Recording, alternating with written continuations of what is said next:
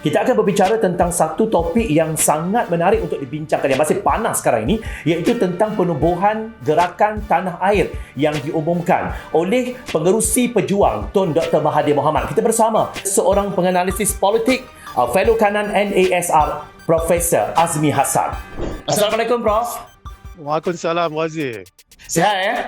Sehat macam biasa. Alhamdulillah. Baik, Prof, kita santai saja, Prof, tentang gerakan tanah air yang ditubuhkan oleh pengerusi pejuang baru-baru ini, Prof, menimbulkan pelbagai persepsi rakyat tentang apabila dikatakan bahawa untuk membela Melayu dan sebagainya. Untuk pandangan Prof sendiri, adakah penubuhan gerakan tanah air atau GTA ini, Prof lihat di macam mana? Adakah ia masih relevan untuk dunia politik kita, ataupun sejauh mana Prof melihat ianya mampu memberikan perubahan pada landscape politik di negara kita, atau hanya sekadar retorik semata-mata, ataupun ia hanya satu eja lapuk? Itu di antara persepsi rakyat. Pandangan Prof bagaimana?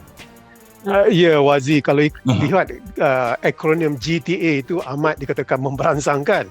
Kalau nak sebut nama panjang, kita lebih sedap sebut nama GTA. Tetapi khususnya adalah penubuhan GTA adalah untuk mengisi kekosongan Muafakat Nasional, MN umpamanya. Kerana dilihat MN, Muafakat Nasional sebelum ni, Wazir, begitu berjaya sekali menarik sokongan pengundi Melayu dan Islam itu. Jadi sekarang kita tahu Muafakat Nasional sudah tak ada. Jadi GTA menggunakan acuan Muafakat Nasional untuk mengembelengkan pengundi-pengundi Melayu dan Islam. Cuma persoalannya seperti Wazir tanya tadi, adakah ianya relevan? Adakah ianya akan menjadi efektif?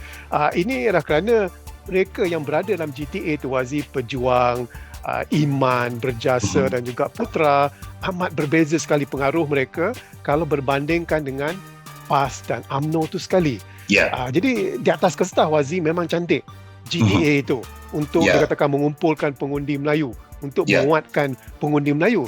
Tapi masalahnya, mampukah mereka? Sebab itu timbul desas-desus mengatakan bahawa adanya GTA ini tidak lebih daripada untuk memecah undi Melayu. Jadi itu yang amat dikuatiri sekarang, Wazir. Baik, betul sekali. Bercakap tentang memecah undi Melayu, persoalan juga timbul di sini, Prof. Melayu dikatakan, okey, apabila sesuatu gagasan ataupun sesuatu pakatan politik itu ditubuhkan, dikatakan untuk kononnya untuk membantu Melayu, untuk membantu Islam dan sebagainya. Kalau kita lihat, sebelum ini pun PH perjuangkan benda yang sama. Kalau kita lihat Muafakat Nasional juga dikatakan memperjuangkan benda yang sama. Di sini, Prof, ramai yang mula tertanya-tanya, rakyat mula dah tertanya-tanya, nanti bila PRU nak undi yang mana satu ni? Kalau dah semua kata nak apa orang cakap, nak bela Melayu dan sebagainya, akhirnya nanti dibimbangi pecahnya undi orang Melayu ini akan menguntungkan pihak lain, dan mereka akan bertepuk tangan dengan pemecah Melayu hasil daripada gabungan-gabungan yang pelbagai kepala dan pemimpin ini. Pandangan Prof? Ya, tepat sekali, Wazir. Kalau kita lihat untuk menarik sokongan undi Melayu, pengundi Melayu Islam ni, Barisan Nasional juga mempunyai modus operandi yang sama. Perikatan Nasional juga sama. PKR lebih kurang pun, Amanah pun sama juga. Dan sekarang ada pula GTA. Memang itu dikatakan strategi yang gemar digunakan. Kemungkinan mereka yang membentuk strategi ini memikirkan pengundi Melayu Islam ni mudah digula-gulakan. Jadi Wazir, sebenarnya pengundi Melayu Islam dah boleh berfikir, mereka lebih matang dalam hal ini. Cuma yang menariknya dalam penubuhan GTA ni, kita bercakap pasal GTA, Wazir, hari ini adalah untuk mengumpulkan pengundi Melayu Islam, mengukuhkan perpaduan pengundi golongan ini, tapi juga mereka mengatakan adalah seteru mereka adalah UMNO. Itu dikatakan strategi yang agak berbeza dalam GTA ni. Sebab kita ungkitkan 2019, Wazir, bila Muafakat Nasional direalisasikan, seteru Muafakat Nasional adalah Pakatan Harapan. Iaitu dikatakan Pakatan Harapan itu bukan golongan kuasanya dalam orang Melayu, tapi masalahnya UMNO adalah orang Melayu. Jadi ini yang dikatakan pertembungan yang strategi antara Muafakat Nasional dengan GTA. Sebab tu ada yang mengatakan, sekali lagi saya katakan, GTA itu tidak lebih daripada untuk memecah belah undi pengundi Melayu Islam itu, Wazir. Baik, itu pandangan Prof. Baik, Prof, kalau kita lihat sebelum ini, apabila dikatakan bahawa perjuangan GTA itu, apabila diumumkan oleh pengerusi pejuang, mengatakan bahawa tubuhnya GTA ni adalah untuk menentang UMNO. UMNO adalah musuh pertama. Kalau kita lihat, PH juga merupakan menganggap bahawa kalau dalam sesuatu PRU ataupun PRK dan sebagainya, mereka memang nak menentang UMNO. Dikatakan bahawa untuk menentang rasuah dan kleptokrasi. Tetapi persoalan di sini, kenapa mesti wujud gagasan ataupun gerakan yang baru, sedangkan boleh juga kita memperkukuhkan PH sebelum ini bergabung dan sebagainya. Apa sebenarnya berselindung di sebalik itu, Prof? Saya rakyat juga sebenarnya agak bingung dengan cara ini sebab dikatakan bahawa 2 kali 5 benda yang sama tetapi nak diseparatkan dan akhirnya akan membinasakan rakyat, Prof. Ya, Wazi, kita ni sebagai penganalisis politik, bukan orang politik, senanglah bercakap, maknanya bergabunglah. Pakatan Harapan umpamanya, Datuk Seri Anwar Ibrahim mempelopori kemah besar, konsep kemah besar untuk mengumpulkan semua parti pembangkang. Tapi timbalan presidennya Rafizi tak bersetuju.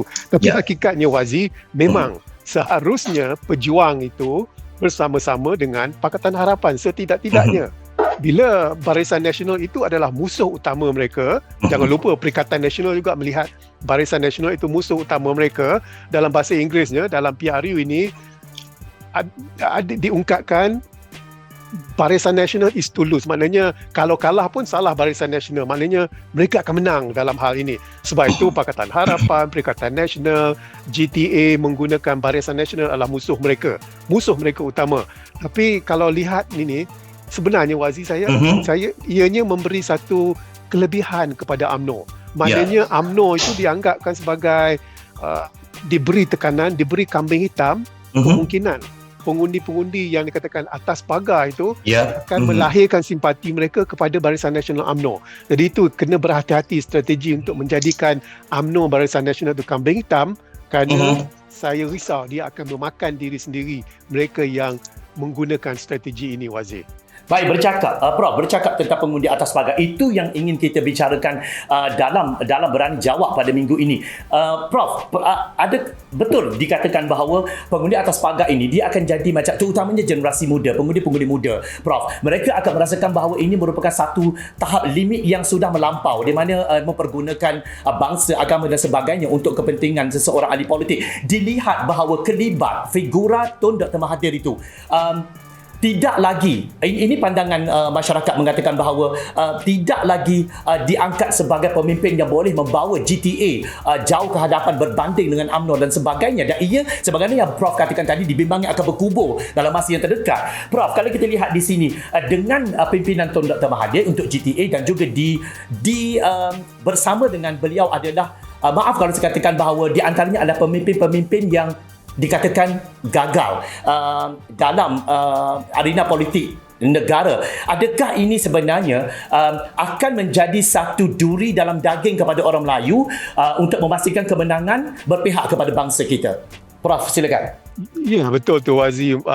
Kalau dikatakan 3 tahun lepas ataupun 3 tahun sebelum ini, aura Tun Dr. Mahathir itu mampu mengumpulkan dikatakan seteru-seteru politik. Tapi masalahnya, Wazi, saya terpaksa menongkar arus sedikit dengan Wazi. Baik, silakan.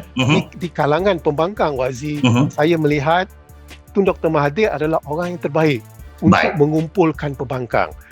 Datuk Seri Anwar Ibrahim pun saya lihat kurang mampu, kurang berjaya.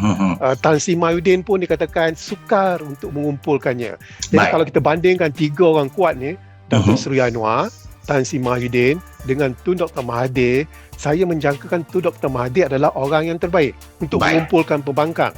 Tapi masalahnya, Tun Dr. Mahathir melalui pejuang telah mengatakan daripada awal lagi tidak mahu bekerjasama dengan Pakatan Harapan. Saya rasa itu terlalu awal. Kerana kita tahu selepas Johor, pejuang memerlukan pertolongan, pejuang memerlukan rakan, dan rakan dalam GTA seperti Wazi sebut tadi adalah rakan-rakan yang memang kurang berjaya. Jadi sebab itu dia katakan strategi GTA itu kemungkinan akan memakan diri sendiri kerana akan memecahkan. Sebab ada yang mengatakan pecah undi, tapi sebenarnya saya kata pecah undi itu, Wazi, adalah pecah undi di kalangan pembangkang, bukan pecah undi di kalangan UMNO. Penyokong UMNO tetap akan menyokong UMNO. Yang menjadi masalah lah penyokong Pakatan Harapan, penyokong Perikatan Nasional, mereka yang akan berpecah, Wazi. Baik, jadi pandangan Prof di sini. Soalan terakhir daripada saya, Prof, untuk rancangan Berani Jawab kita pada hari ini. Prof, kalau kita lihat tentang penubuhan GTA ini, adakah Prof melihat untuk golongan muda, adakah ianya masih relevan untuk ditubuhkan gerakan ini, kerana kita pastikan, kita sentiasa melihat bahawa generasi muda sekarang ini seolah-olah macam didedahkan dengan pelbagai isu kleptokrasi yang dibina oleh bangsa Melayu.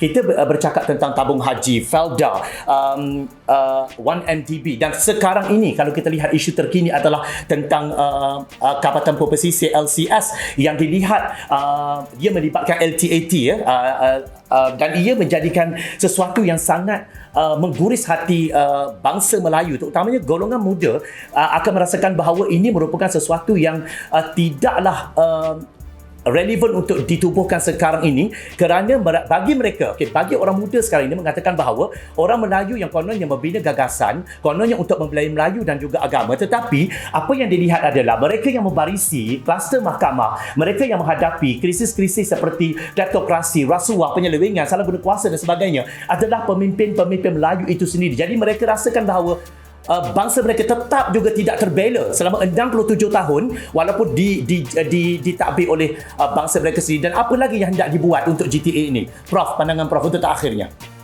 Ya, betul Wazi, memang tepat sekali, kerana orang yang di dalam GTA itu dah lama, dan orang-orang muda ini dikatakan mempunyai pemikiran ataupun ideologi yang begitu ideal sekali. Memang betul, rasuah adalah di kalangan dikatakan faktor utama kenapa mereka nak pilih individu ini ataupun parti ini. Kalau kita lihat Johor lah Wazi, parti muda pun sukar untuk menarik dikatakan sokongan pengundi-pengundi muda. Setuju. Walaupun calon yang dicalonkan adalah orang muda-muda semua. Tapi itulah hakikatnya. Selain daripada rasuah, GTA juga perlu membawa isu-isu yang lain, seperti isu dikatakan climate change. Orang muda sekarang begitu terasa dengan dikatakan perubahan iklim.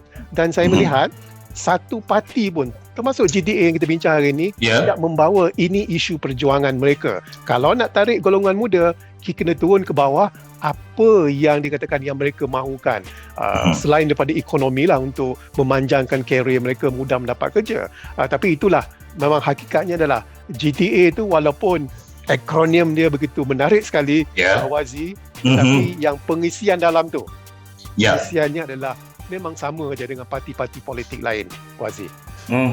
Jadi pandangan Prof yang terakhir adalah GTA ini bagaimana? Adakah pandangan Prof di peringkat awal lah, sebab masih lagi dalam proses penubuhan, Prof rasa adakah ia akan memberikan satu warna sinar baharu, ataupun dia hanya suam-suam kuku, ataupun jakaan Prof ia hanya akan sebagaimana yang Prof katakan tadi, adakah benar dalam hati Prof mengatakan bahawa ia hanya akan memecah belahkan orang Melayu saja, Prof? Saya nak berfikiran positif dalam kesimpulan ini, Wazi. Maksudnya penubuhan GTA ini mampu mengejutkan parti-parti pembangkang lain, Perikatan Nasional, Bersatu PAS, ataupun Pakatan Harapan, ataupun Warisan, supaya mereka bersatu. Kalaulah dalam keadaan sekarang, Barisan Nasional akan menang, tidak dinafikan. Jadi harapan positif saya dalam penubuhan GTA ini dapat dikatakan mengejutkan sedikit bahawa Pakatan Harapan, parti-parti pembangkang lain perlu melonggarkan ego politik mereka. Jadi itu harapannya. Sebab saya tak mahu bila lepas PRU 15 ini kita kembali seperti selepas PRU 14. Maknanya macam roundabout, balik kepada percaturan pertengkaran politik dalaman. Jadi itulah dikatakan harapan positif saya terhadap perubahan GTA itu, Wazi. Baik. Terima kasih Prof untuk masa Prof kepada kami di Berani Jawab pada minggu ini. Terima kasih Prof. Ada masa kita jumpa lagi Prof. Assalamualaikum. Waalaikumsalam, Wazi. Baik, itu dia persoalan yang telah pun kita lontarkan kepada yang sewajarnya untuk menjawab dalam Berani Jawab untuk episod kali ini. Semoga semuanya memberi manfaat yang berguna kepada kita semua untuk politik tanah air. Jumpa lagi. Assalamualaikum dan salam sejahtera.